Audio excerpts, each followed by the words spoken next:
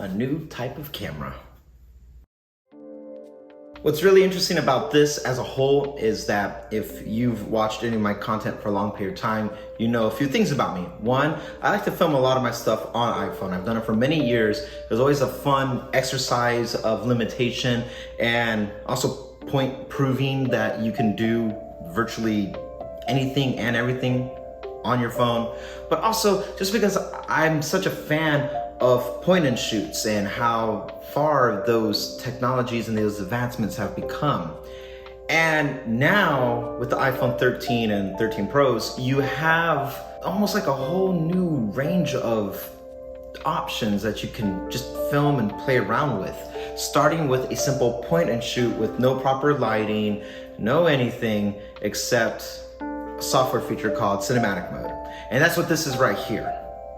And just for comparison's sake, this is what the regular video feature looks like with none of the effect going on. So when I stand more further back, you can see the background, it's more clear. I know that my face is the point of focus on it automatically, especially because I don't have a cameraman, so it will be tracking my face, which means when I get up close, now the background starts to blur a little bit more naturally because of the aperture of these lenses now.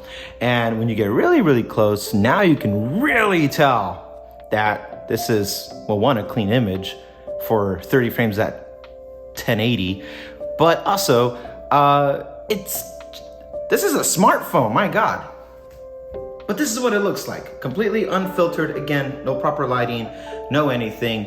And now we're gonna start testing this, pushing it to giving us the best image that we can, starting with some lighting, and then we'll actually go in and do some post-processing to correct all the blur and all that stuff. Again, for reference, now that we're back on the cinematic mode, this is what it looks like as a standard point and shoot.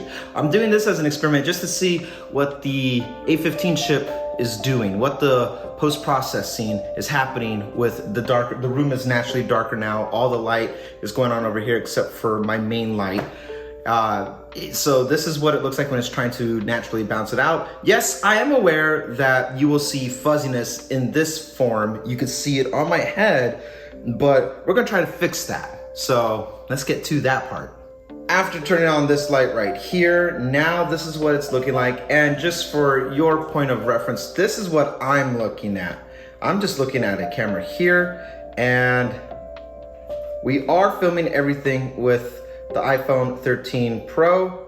And this is my backup camera here for the 13 mini, which has the exact same camera sensors and software possibilities on the cheapest model as it would be on the most expensive model, the 13 Pro Max. So now with the lighting, the next thing I want to focus on is adjusting the aperture, because I think 2.0 is a bit aggressive, and to me personally, I know it's all preference, but it feels more distracting than it is helpful, and it looks too artificial. So if we just dial it down a little bit, we're going to be looking at something that looks a little bit more like this, which I feel overall it's a pretty nice look. This is natural, especially if I'm not moving around a lot. If for, you know, an A shot or an A roll here, if you're just narrating, which I know like some of my friends do for their YouTube videos and stuff like that, this is passable, this is doable.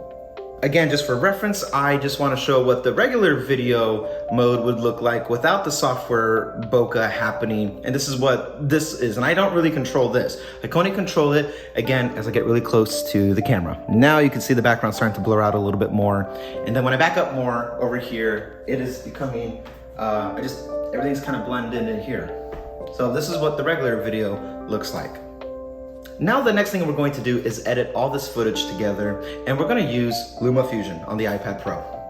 Really quickly, I just want to show this is the front-facing cinematic mode with all the natural blur and completely unedited, and I believe this is supposed to be 2.0 aperture as well, but this is what it's going to look like now that I've edited it and given it a more natural depth of field. But actually I wanted to cut in between this, not to only just show this because it's a good idea, but I actually kind of changed my mind. I did bring out the iPad Pro right here, and look, it's starting to struggle a little bit right there. I noticed that cinematic mode does not do well with objects as it does with people, because I can see the tracking on my head where it didn't do anything with the iPad. I changed my mind. I'm not gonna use the iPad Pro. I'm gonna do a 2021 challenge as a whole and edit this video on the iPad mini. I'm a fan of keyboards and you know, spacebar and arrows and all that stuff, so I can control LumaFusion a little bit better, but I'm not gonna draw the line at a keyboard. If I'm gonna do all this on iPhone, then I'm gonna do the editing on an iPad mini, just to see how well or how intuitive it is. So let's check it out. So now what I'm doing is I am waiting for everything to upload to iCloud so I can pull it down and start editing, which also means this video. And I have the iPad mini propped up on the iPad Pro because that's gonna be the use of the iPad Pro for this experiment. So now here's one of those fancy B-roll shots of me editing on the iPad mini while you're hearing all this and it's doing its thing, you know, it's fancy, it's artsy. Ooh, take that, Drew.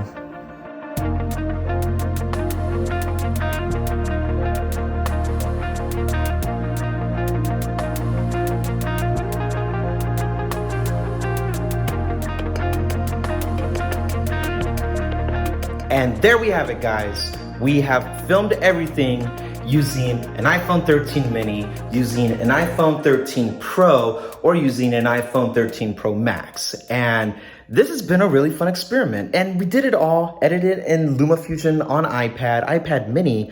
And all this has just been like really exciting to see how we can get creative with phones that feel more like cameras now over anything else.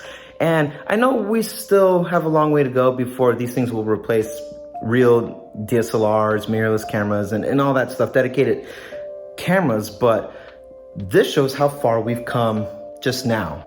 And somebody said something about this whole concept that I think is true. This is going to open up a whole new generation of filmmakers as a whole. So whether you want to make YouTube videos or you want to create something or you want to do something a bit more artsy or cinematic or something more abstract, now we have the means to do it. I went out my way to kind of make this a little bit more fun and let's see what we can do, break the fourth wall a little bit. So whether I'm doing this and now I'm talking to the iPhone 13 Pro, which is also being filmed by the iPhone 13 Pro Max. I mean, I'm just having fun with it, but you guys, I mean, what are you gonna do with all this? How are you gonna create? I'm kind of excited to see how this is gonna transform the landscape a little bit, because I am sure it is gonna do that. I have friends that are actually making YouTube videos now as a challenge of themselves doing this, people who do YouTube full time. So this is cool. What's the takeaway from all this? What's the takeaway here? Well, for me, one, no excuses. We have all the means to do it. You can come in about $700 US and you can get a 13 mini like this, and you can have just as much creative control making content just like this. And if you want to, you know, get one of the pros because you want to do a macro shot or photography, or you want to have, you know, pro motion or ProRes, then by all means, you can get a bigger phone. But all that to say that we have the means now. And this has made it really fun and exciting for me, especially because this wasn't a thing 5 years ago. You know what I mean? Like now anybody could just do this, and people are doing this. So if you want to create, get out there and create. I'm a musician first, you know, but I'm also a camera guy, and I love filming, and I love telling stories, and I love being, you know, abstract sometimes too. So I'm going to take my own advice, and I'm going to use these cameras. One of these cameras that I have with the 13 series is going to be my new main camera, just because it's fun and exciting. So that's what I'm going to do. What are you guys going to do? Let me know. And until then, I will catch you guys later. Take care.